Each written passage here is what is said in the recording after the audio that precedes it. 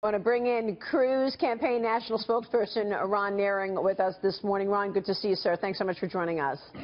You bet. Good morning. There have been a lot of debates, a lot of town halls. What specifically does Senator Cruz want to get out of another debate one-on-one with Donald Trump?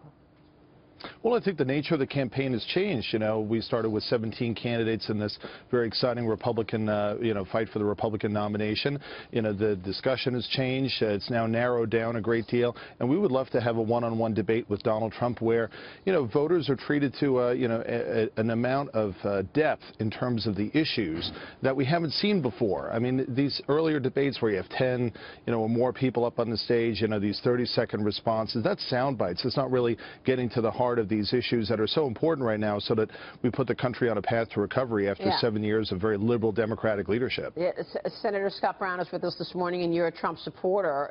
What about that? I mean, you think we'll get substance from Donald, and will he debate Ted Cruz? First of all, I like all the candidates, but what has changed also, which is not being referenced right now, is the fact that Ted's and Kasich are mathematically eliminated. I mean, that's the difference. So why would he debate somebody who can't mathematically win?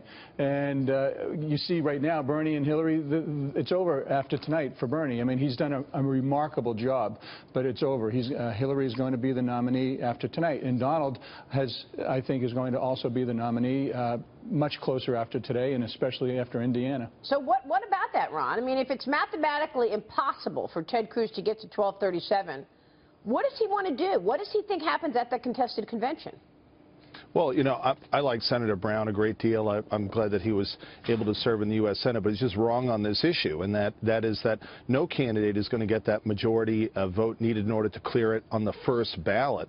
We're going to have a historic convention in Cleveland. It will go more than one ballot, and therefore there does deserve to be a debate among those candidates who have a realistic pathway to come out of that convention ultimately as the Republican nominee. What will happen at the convention is that you'll have a first ballot. No one will get to a solid majority, and then most of the delegates are free to vote their conscience. And Donald Trump right now would lead the Republican Party to an unprecedented disaster in modern times, not only losing the White House, but resulting in Democrats back in control of the Senate, probably the House as well, and the Supreme Court going to the left for the next 25 years. With so much at stake, and it's so likely that it will go to a contested convention, an open convention, I think the voters of Indiana deserve to have a real substantive debate, and let's see what the candidates have to offer. The Democrats don't seem to be afraid to debate on their side. Why is Donald Trump so afraid to debate Ted Cruz? I mean, we know why. Well, Ron, first of all, I like you too. Thank you. It's very thoughtful.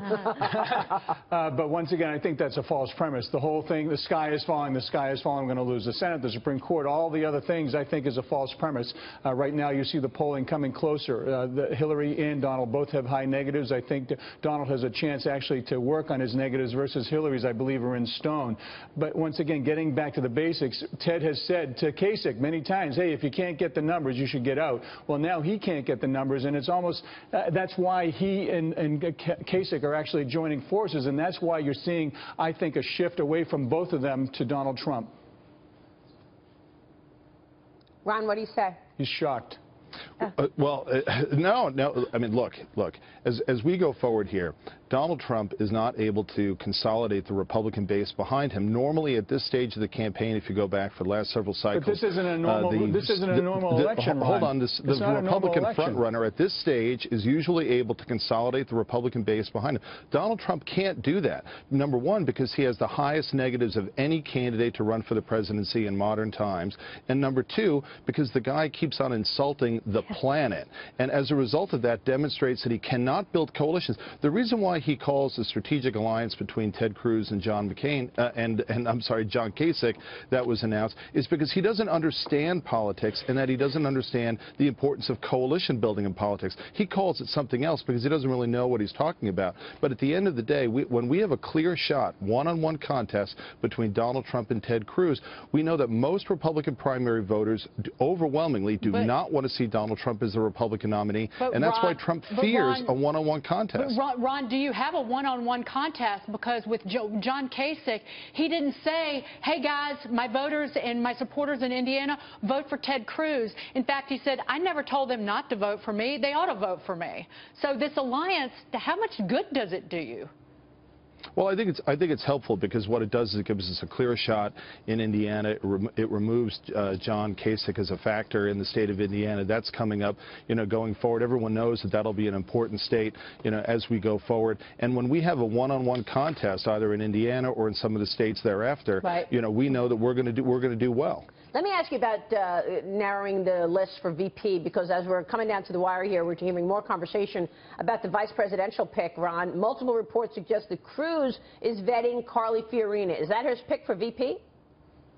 Carly Fiorina is someone who has been a tremendous asset to the campaign. She's one of the 5 former presidential candidates who's endorsed Senator Cruz in this contest as he's consolidated the Republican base behind him going forward. She's been just terrific. Senator Cruz thinks very highly of her. And at the same time, Senator Cruz is going through that process of vetting a vice presidential candidate, and he'll be ready to announce who that person is when he's ready to announce it. Yeah, it looks like a good ticket from here, that's for sure. Meghan McCain, Cruz Fiorina ticket. Well, Ron, I personally love Carly Fiorina, so I hope that's what he's going for. I just want to ask you, Donald Trump is bleeding female voters. 72% of women in America have a negative view of him. Millennials, it's even higher, I believe. What is Ted Cruz planning on doing to reach out to women and young millennials in order to pick up the slack that we're losing right now? One of the biggest challenges facing millennials today is, number one, a tremendous amount of college debt that they will have taken on as a result of a variety of bad policies put into place that accelerated in the Obama administration. And number two, having the worst economic recovery post-recession since World War II. And that limiting of opportunities is really having the most negative effect on those people who are just entering the job market or aspire to enter the job market soon.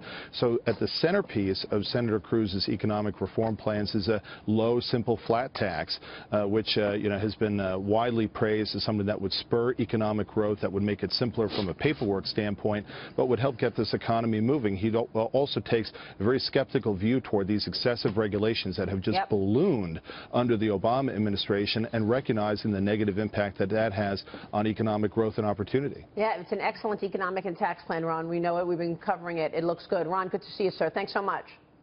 Thank you. Ron Nehring joining us there. Make sure you